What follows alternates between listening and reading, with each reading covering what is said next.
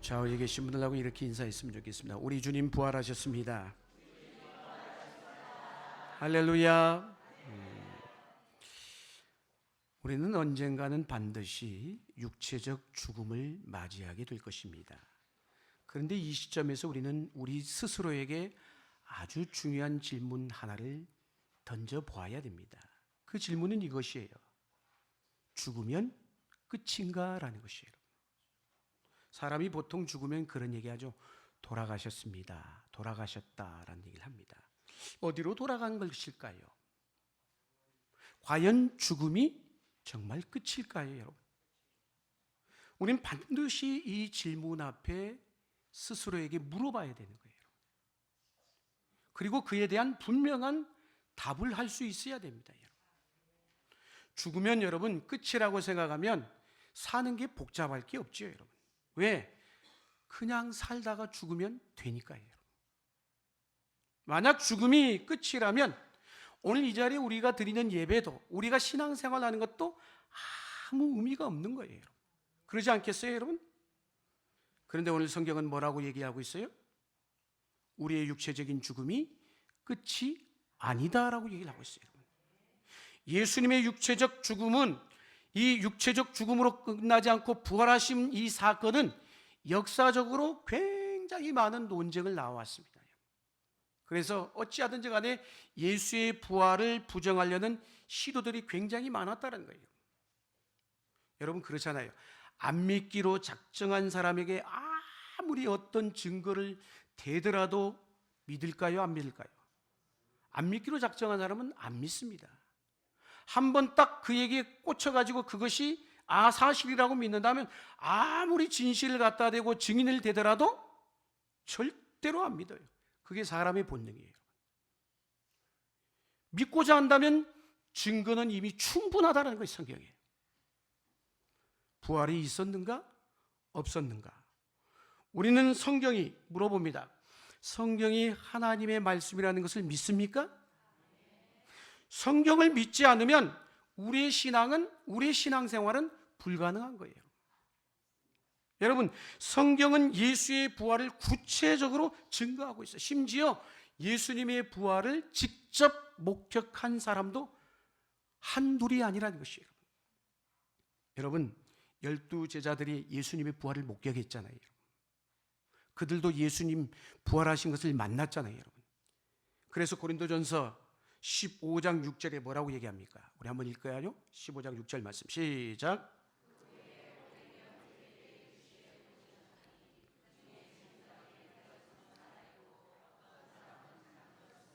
아멘. 500여 형제에게 동시에 일시에 보이셨다라고 얘기하고 있어요. 그 가운데도 사도 바울도 다메섹 도상에서 부활하신 예수님을 만났어요. 우리가 잘 알고 있다시피 여인들이 부활주일날 아침에 향품을 가지고 갔죠. 거기서 그들도 부활의 예수님을 만났어요. 기독교는 빈 무덤을 자랑합니다. 그렇죠, 여러분. 무엇보다 우리는 하나님을 믿습니다, 여러분. 태초에 하나님이 천지를 창조하신 것을 믿는다면 부활은 그리 어려운 일이 아니라는 것이에요. 온 우주 만물을 창조하신 하나님, 그분이 나를 창조하신 하나님, 그 하나님을 우리가 믿는다면 다시 사신 예수 그리스도, 그걸 믿는 것은 그리 어려운 일이 아니라는 것이에요. 얼마든지 가능하다라는 것이에요. 할렐루야. 부활이 실제일까? 허구일까? 그것은 우리가 부정한다고 실제 있었던, 만일에 우리가 아무리 부정한다고 해도 실제 있던 부활이 여러분 없는 것이 되고, 우리가 아무리 그것을 굳세게 믿는다고 해서 없던 일이 갑자기 생기는 것도 아니잖아요. 사랑하는 성도 여러분, 부활의 사건 앞에서 우리가 믿을 것인가 말 것인가는 우리 각자의 선택에 달려 있어요. 전 여러분들이 믿는 은혜가 있게 되기를 축복합니다. 고린도전서 15장은 우리가 흔히 부활장으로 잘 알려져 있는 유명한 말씀이에요. 사도 바울은 이 말씀을 시작하면서 어떤 마음으로 부활을 전제하고서 이 말씀을 써내려가고 있다는 거예요. 부활은 있다라는 거예요. 주님 부활하셨다라는 거예요. 바울은 그래서 뭐라고 얘기합니까? 오늘 말씀해 보면 만일에 예수의 부활이 없다면 우리 믿음의 성도의 믿음이 다 무엇이다라고요? 헛된 것이 된다, 헛것이 된다라고 얘기를 하고 있어요. 여러분. 무슨 얘기일까요? 우리의 신앙의 중심에, 우리의 믿음의 한복판에 예수님의 십자가와 부활이 있는 줄로 믿습니다. 다른 것은 다 잊어버릴지라도 무엇만큼은 그리스도의 십자가와 부활은 잊어버리시면 안 되는 거예요. 놓치면 안 되는 거예요. 신앙생활이 여러분 얼마나 험난합니까? 늘 평탄하기만 한 게 아니잖아요, 여러분. 신앙생활을 가로막는 장애물들이 너무나도 많아요, 여러분. 장애물들을 뚫고 나가는 힘이 뭐냐? 그게 바로 부활신앙이라는 것이에요. 어떤 시시한 여러분 이론이나 잡다한 지식으로 안 됩니다, 여러분. 부활의 신앙이야말로 우리 가운데 다가오는 수많은 어려운 위기와 유혹, 세상의 모든 장애물을 뚫고 나가는 에너지, 그 힘이 어디 있다고요? 부활신앙이 있는 거예요. 이 세상이 전부다라고 믿고 사는 사람하고 전혀 다른 세계관을 가지고 사는 인생이 누구냐? 부활신앙을 가진 사람인 것이에요. 부활의 신앙은 우리 믿음의 성도로 하여금 삶을 대하는 태도와 방식을 바꾸어 놓습니다. 죽으면 끝이 아니라는 것이죠. 그들에게는 죽음은 땅과 하늘, 그리고 지금 이 세상에 살아가고 있는 현재와 그리고 앞으로 살아갈 내세를 잇는 연결고리가 뭐예요? 그게 부활신앙인 것이에요. 그 중심부에 부활이 있다는 거예요, 여러분. 그래서 부활은 우리를 영원한 세계로 인도합니다. 여러분, 그래서 부활은 모든 신앙의 모든 것을 결정하는 가장 중요한 열쇠인 것이에요. 인생 자체를 바꿔놓는 핵심적인 사건이 뭐예요? 부활 사건이라는 거예요. 어떤 사람은 2000년 전에 예수께서 죽으시고 사흘 만에 다시 살아나신 사건이 지금 현재 살고 있는 2000년 전 사건이 도대체 나와 무슨 상관이 있느냐? 그렇게 묻습니다. 여러분, 예를 들면 그러잖아요. 암을 고치는 특효약이 개발되었다고 했는데, 개발이 되었는데 나는 여전히 지금 건강해요. 쌩쌩해요. 그러면 그런 사람에게 암 특효약이 관심이 있어요? 별로 관심이 없어요, 여러분. 마찬가지인 거예요. 예수 믿는 그리스도인들마저도 신앙생활하고 있고 예배 자리에 참여하며 봉사하며 믿음의 길을 걸어가고 있지만 부활을 한낮, 부활주일날, 올해도 부활주일이 왔구나, 성경의 이야기로 끝나버린다면, 추상으로 끝나버린다면 우리의 신앙은 여전히 뜬구름 잡는 거예요. 그런 얘기를 합니다. 현재의 삶도 바쁘고 힘든데 죽고 난 다음 그 일을 생각할 겨를이 없다라는 거예요. 실제로 예수님이 부활하셨을 때에도 사람들은 예수님의 부활에 별로 관심이 없었어요. 특별히 관심을 기울이지 않았다는 거예요. 여러분, 엠마오로 내려가던 두 제자, 분명히 부활하신 주님과 동행하며 걸어가고 있었잖아요. 그런데도 그들은 전혀 부활하신 예수님을 알아차지 못했어요. 알아보지 못했다는 거예요. 그래서 고린도전서 15장 6절에 분명히 말씀하죠. 내가 500여 형제에게 보이셨다라고, 일시에. 그러니까 500의 형제가 부활하신 주님을 목격한 거예요, 여러분. 그런데 물어봅니다. 그 500의 형제 가운데 주님이 부활하시고 난 이후에, 주님의 부활을 목격하고 난 이후에 그들이 도대체 뭘 했어요? 그들이 한 게 뭐예요? 사도행전 1장에 보면은 예수님의 말씀을 붙잡고 예루살렘을 떠나지 말고 기도하라라고 했을 때 그들이 마가의 다락방에 오순절날 모인 숫자가 몇 명이었어요? 500명이었어요? 120명이에요. 120명. 그러면 나머지 500의 형제, 그 남은 숫자가 다 어디로 갔습니까? 뭘 했습니까? 우리는 그걸 별로 생각지 않고 우리가 성경을 읽어요, 여러분. 도대체 그 이외의 사람들은 뭘 했는지 성경도 얘기해 주지 않을 뿐더러 우리도 알 수가 없어요, 여러분. 대부분 뭐예요? 그러나 우리가 상상하기는 그냥 예수님의 부활하신 예수님을 목격한 것으로 끝나버린 거예요. 부활하신 주님이 제자들에게 나타나셨지만 베드로나 다른 제자들은 어떻게 하고 있어요? 분명히 부활하신 주님을 만났잖아요. 근데 그들이 어떻게 했어요? 물고기 잡으러 가자 해가지고 디베라 바닷가로 갔어요. 우리도 마찬가지예요. 신앙생활하고 수십 년 예수를 믿는다고 하지만 해마다 부활주일이 다가오지만 부활주일로 끝나버린 데가 허다하잖아요, 여러분. 과연 그 부활신앙이 우리의 신앙의 삶과 우리 여전히 현재의 삶하고 연결이 되고 있느냐라는 거예요, 여러분. 오늘로 끝나버린다면, 이 부활의 계절에만 신앙이 끝나버린다면 우리의 신앙이 무엇이 되겠느냐라는 거예요. 부활이 우리의 신앙의 삶에 전혀 연결이 안 된다는 거예요. 그런데 초대교회를 보십시오. 기독교 역사 사료물을 보면은 초대교회는 완전히 달라졌어요. 잘 알다시피 오순절날 마가의 다락방의 성령 강림 사건으로 인해서 어떻게 했습니까? 세상을 뒤흔드는 강력한 공동체가 되었다는 것이죠. 할렐루야. 그들은 목숨을 걸고 생명을 걸고 부활의 주님을 증거하는 증인이 되기로 결단한 거예요. 그 모든 것의 중심축이 뭐라고요? 부활인 것이에요. 어떻게 그런 일이 일어났을까요? 부활하신 주님은 제 아들에게 처음 나타나셨을 때 제 아들에게 이렇게 말씀했죠. 숨을 내쉬면서 성령을 받으라 라고 했어요. 성령님이 어떤 분이에요? 로마서 8장 11절에 이렇게 말씀합니다. 한번 읽겠습니다. 시작.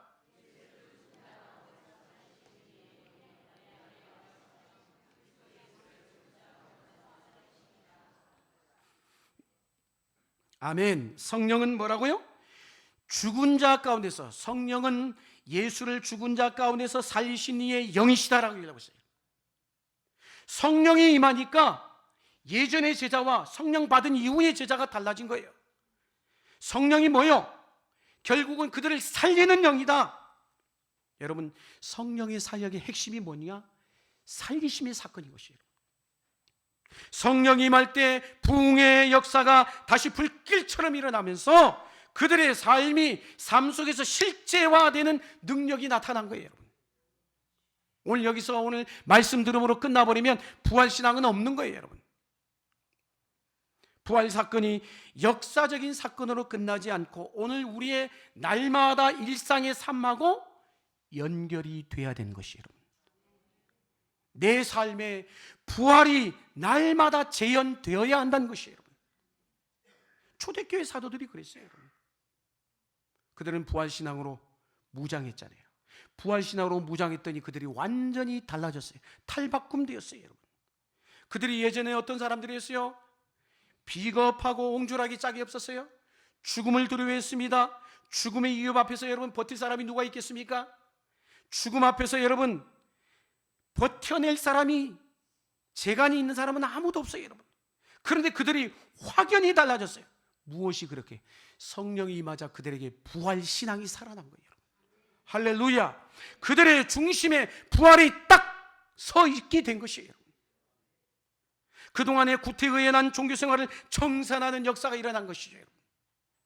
여러분, 베드로와 사도 요한이 그들이 어떻게 합니까? 사도행전 앞부분에 그런 얘기가 나오잖아요. 그들이 기도하는 시간에 제굿이 성전으로 올라가다 누구를 만났어요? 미문에 앉았던 안전뱅이를, 일어서지 못하는 그 하반신 장애인을 내가 나사렛 예수 이름으로 일어나 걸으라, 이렇게 세웠어요, 여러분. 여러분, 그날 처음 그곳을 지나갔을까요? 예전에도 그곳을 지나쳤어요, 여러분. 근데 예전에 사도 베드로와 요한이 아니란 말이에요, 여러분. 무엇이 그들을 그렇게 만든 거예요? 성령이 임하자 그들 가운데 부활의 능력이 그들을 사로잡은 것이에요. 할렐루야. 성도 여러분, 우리 신앙의 가장 중요한 것이 무엇입니까? 내가 뭘 하느냐가 아니에요, 여러분. 열심히 하느냐, 무슨 일이 일어나느냐, 그게 중요하지 않습니다. 우리 신앙의 핵심은 지금도 살아계셔서 내 삶 속에 우리 공동체 가운데 행하신 하나님의 위대한 일을 붙드는 거예요, 여러분.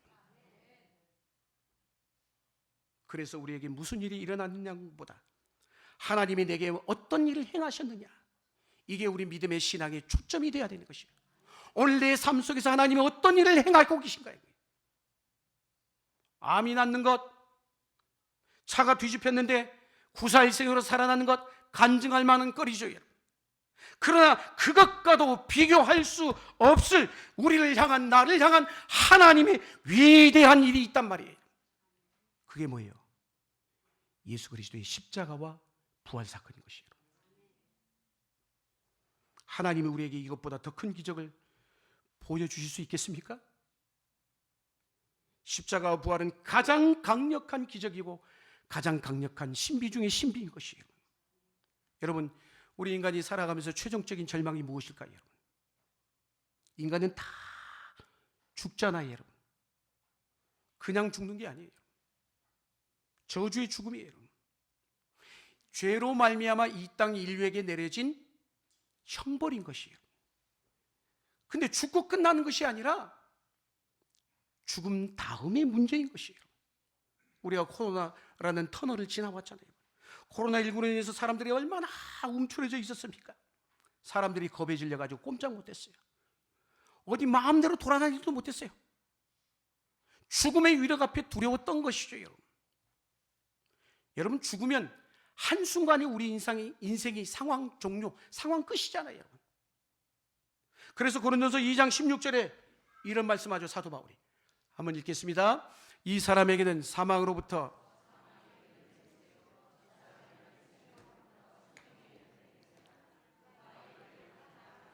아멘. 누가 이 일을 감당하리요? 사망의 냄새가 뭐예요? 썩는 냄새잖아요, 여러분. 여러분, 시체 썩은 냄새 맡아보신 분 계실 거예요. 참기 힘든 악취죠. 여러분. 그곳에 아무리 향을 피우고 향수를 뿌려도 잘 지워지지 않아요. 여러분. 사랑하는 여러분, 누구도 죽음을 피할 수가 없습니다. 여러분. 그건 싹싹 빌어도 안 되는 거예요. 여러분. 버텨도 안 되고요, 뇌물로도 안 통하는 거예요. 그거는. 그런데 그리스도는 바로 이 인류의 최대적인 사망 권세를 꺾으시고 이기신 줄로 믿습니다. 그래서 오늘 본문 52절 53절에 사도 바울이 이렇게 선언하고 있어요. 한번 읽겠습니다. 시작.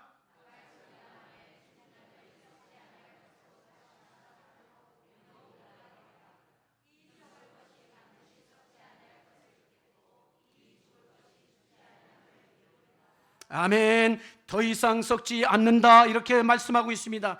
그러면서 영광스럽게 우리가 변화될 것을 약속하고 있죠. 그러면서 사망을 향해서, 죽음을 향해서 사도 바울이 호령하며 선포합니다. 55절, 사망아 너의 승리가 어디 있느냐?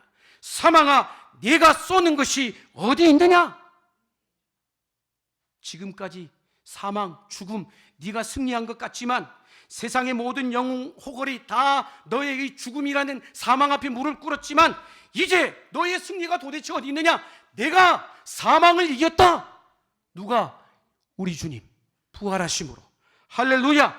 반전이 일어난 것이에요. 여러분, 얼마나 통쾌한 일이에요. 여러분, 인류 역사에 이만큼한 강력한 혁명이 어디 있어요? 죽음을 이겼단 말이에요. 여러분. 그런데도 우리는 여전히 쩔쩔매요. 여전히 두려움에 떨고 있어요. 여러분, 여전히 세상 속으로 들어가면 여전히 그곳에서 낙심하고 절망하고 또 넘어집니다. 여러분.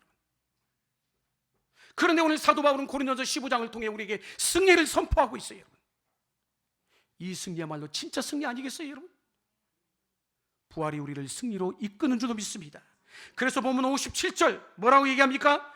읽겠습니다. 우리 주 예수 그리스도로 말미암아 우리에게 승리를 주시는 하나님께 감사하노니 아멘. 신약의 교회는 부활의 공동체였어요. 그래서 사도행전 4장 33절에 보면 사도들이 큰 권능으로 뭐라고 얘기하고 있어요? 주 예수의 부활을 증언하니 무리가 큰 은혜를 받았다라고 했어요. 부활의 예수님을 증언하니까 무리가 큰 은혜를 받았다고 얘기를 하고 있어요. 여러분, 부활의 신앙으로 무장한 신약의 교회의 성도들의 모습을 우리에게 보여주고 있는 거예요. 여러분, 초대교회 사도들은 그래서 더 이상 죽음을 두려워하지 않았어요. 예전의 모습이 아니었어요. 베드로는 예수님이 십자가를 지는 과정에서 제자라는 것을 숨기고 두려움에 떨고 있어요. 소녀 앞에서도 부인했잖아요. 여러분, 사실 베드로는 얼마나 용기가 있던 사람이었습니까? 십자가 죽음을, 고난을 예고하자 안 됩니다. 대제사장의 종의 귀까지도 쳤던 사람이에요. 죽음 앞에 그런데 쩔쩔매며 비급하고 예수님을 3번이나 부인했잖아요. 여러분, 죽는 것이 두려워지면 이처럼 비겁하고 연약해지게 돼 있어요. 여러분. 죽음 앞에 서 보면 모든 진실이 다 드러나게 돼 있어요. 죽는 것이 두려워하지 않아야 사는 것도 두려워하지 않게 되는 줄로 믿습니다. 죽음의 무게를 이긴 사람이어야 삶의 무게도 감당이 된다는 거예요. 할렐루야. 죽음의 문제를 해결한 사람이야말로 진정한 자유인이 될 수 있는 것이에요. 왜 사람들이 죽음을 두려워할까요? 어려운 질문했어요. 왜 사람들이 죽음을 두려워해요? 더 살고 싶으니까. 어려운 질문이 아니잖아요. 여러분, 살려고 하면 죽어야 합니다. 그런데 두려워서 죽을 수가 없어. 심지어 우리가 죽고 싶은데 죽을 능력도 내 안에 없어요, 여러분. 그렇다면 누가 기꺼이 죽을 수 있을까요? 죽음을 이긴 자만이, 죽음을 이긴 자만이 죽을 수 있는 거예요, 여러분. 신약의 교회는 아까 얘기했죠. 부활의 공동체였다라고. 주일날 예배의 핵심도 부활이었어요. 부활이 빠지면 예배가 될 수가 없었어요, 여러분. 그래서 우리가 드리는 예배의 항상 핵심이 부활이어야 돼요.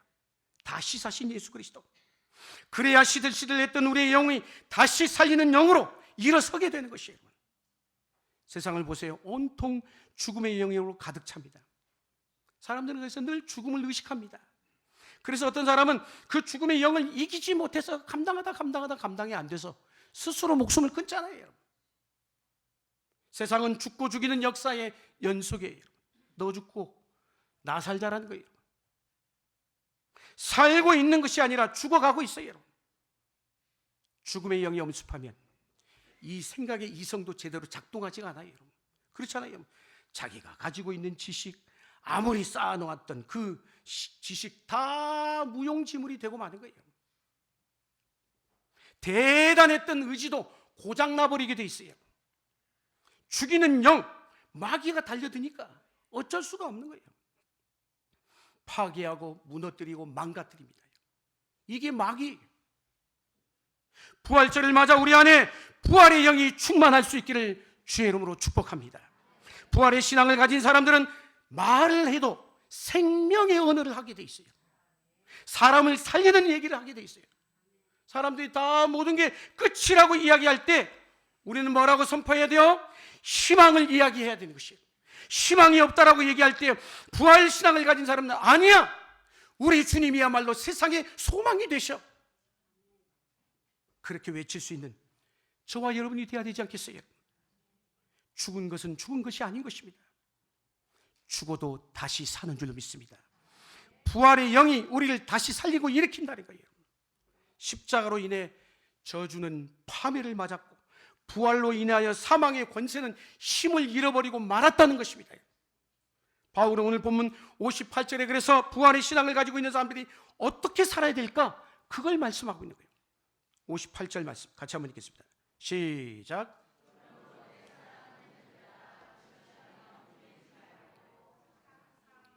부활의 신앙을 가지고 살아가는 사람은 더 이상 어떻게 하라고요? 흔들리지 말라라고 했어요. 옆에 분이 선포합시다. 흔들리지 마세요. 그런데 고린도 교회 성도들의 특징이 무엇이었어요? 늘 흔들렸어요. 불안했다는 거예요. 여러분, 세상이 언제 가장 불안하고 흔들릴까요? 죽음의 위협 앞에서. 어디에 갑자기 건물이 무너졌다거나 큰 대형 사고가 나서 재난이 나서 사람들이 수도 없이 그냥 많은 사람이 다 생명을 앗아가, 그러면 다 눈물바다가 되죠, 여러분. 흔들리는 거예요, 여러분. 죽음이 다가오면 이처럼 풍비박산이 되는 거예요, 여러분. 한순간에 온 세상이 흔들립니다, 여러분. 그렇게 초라할 수가 없어요, 죽음 앞에서. 우리가 왜 할 수 있는 게 아무것도 없으니까. 우리가 그러잖아요. 한 가정에 가족 중에 한 사람이 말기암 환자 한 명만 있어봐요. 온 가족들이 다, 전체가 다 흔들려요. 모든 것이 멈춰요, 여러분. 삶이 요동을 치면 결국 우리 인생은 표류할 수밖에 없는 거예요, 여러분. 내가 살고 싶은 그 삶을 살고 싶어도 살 수가 없단 말이에요, 여러분. 그러나 부활 신앙을 가지고 있는 사람은 결코 죽음 앞에 주눅들지 않는 줄로 믿습니다. 죽음을 향해 호령하는 삶을 살게 되니까, 사망아 너의 쏘는 것이 어디 있느냐, 호령하는 삶을 살게 된다는 거예요. 그래서 오늘 58절 후반부에 이렇게 말씀하죠. 같이 한번 읽겠습니다. 시작.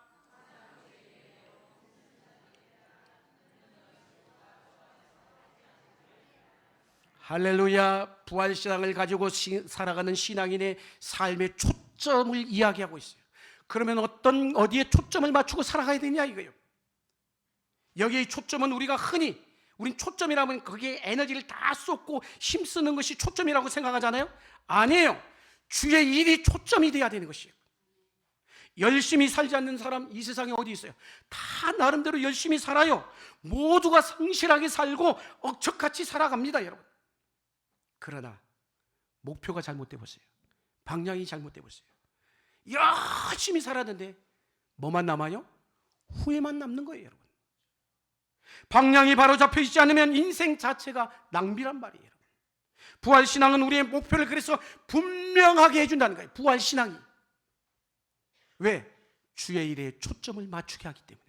할렐루야. 중요한 게 뭘까요? 하나님이 인정하시는 일에 충성하는 삶이 되어야 되는 것이에요.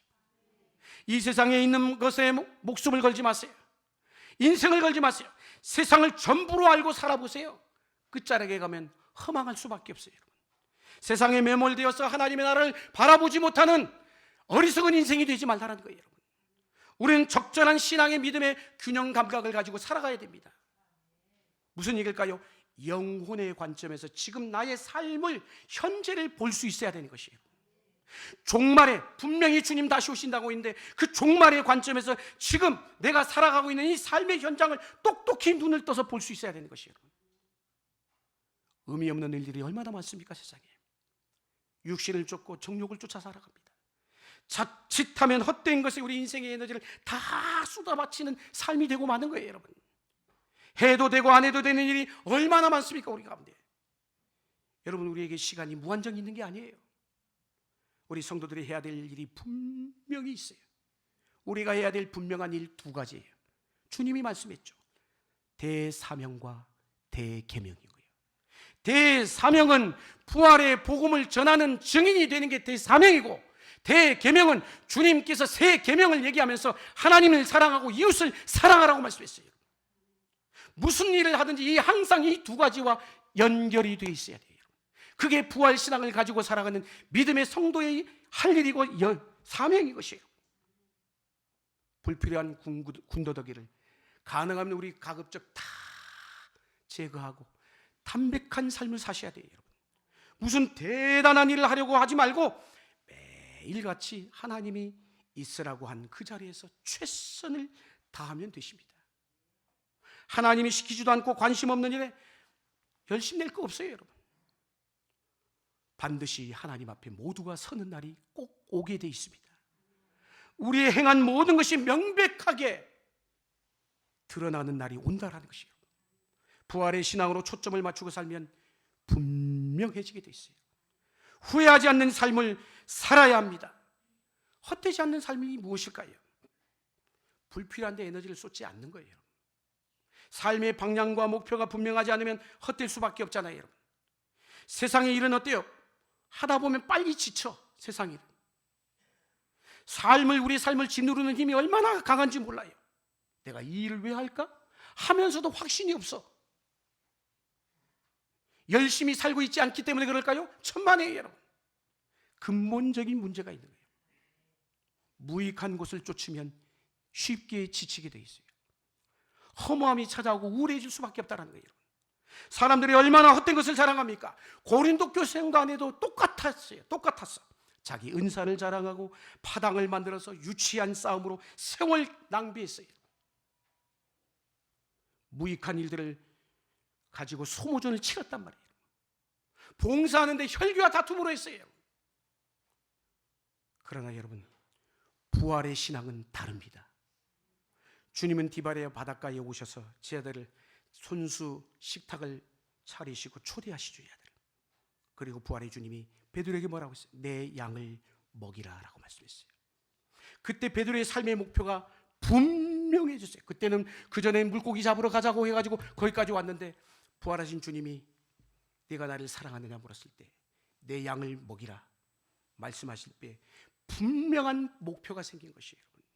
부활의 신앙을 가지면 더 이상 헛된 삶을 살지 않습니다. 새로운 목표, 하나님의 나라를 위한 거룩한 뜻이 품어지게 되어 있다는 거예요. 암투병하다가 기적적으로 다시 살아나신 분들 가운데 삶이 바뀐 분들 많이 있잖아요. 여러분. 내가 왜 그때 그런 것 가지고 왜 화냈을까, 분노했을까? 왜 그런 자잘한 문제 가지고 아웅다웅한 삶을 살았을까? 죽음의 문턱까지 갔다 온 이후 많은 것들이 정리되었다라고 고백을 합니다. 사랑하는 성도 여러분, 그러나 우리는 그 이상이어야 되는 것이에요. 우리는 십자가를 통해 옛사람은 죽고, 왜? 그리스도를, 부활을 만난 사람이기 때문에. 그래서 부활이 우리의 삶의 세계관을 바꾸고 이 세상을 살아가는 삶의 태도를 바꾸게끔 되어 있는 것이에요. 부활신앙은 영원한 나라에 눈을 뜬 사람인 것입니다. 잠깐 있다가 사라질 것을 위해 삶을 바치지 않는다는 것이에요. 우리 인생에 쓸데없는 것의 무게를 떨쳐버리고 주님의 나라를 위해서 복되게 살아가시는 축복이 있길 바랍니다. 결론의 말씀이에요. 부활신앙은 있어도 되고 없어도 되는 게 아닙니다. 우리 삶의 일상의 삶에서 날마다 누리시기를 축복합니다. 그래서 사도 바울은 고린도전서 15장 19절에 만일 그리스도 안에서 우리가 바라는 것이 다만 이 세상의 삶뿐이면 모든 사람 가운데 우리가 더욱 불쌍한 자이리라. 사랑하는 여러분, 만약 이 세상의 삶으로 끝나버린다면 우리는 믿음은 아무 의미가 없겠죠. 부활 없이 오늘의 삶만 있다면 냉혹한 현실만 있을 뿐이에요. 그러면 얼마나 우리가 불쌍한 자이겠습니까?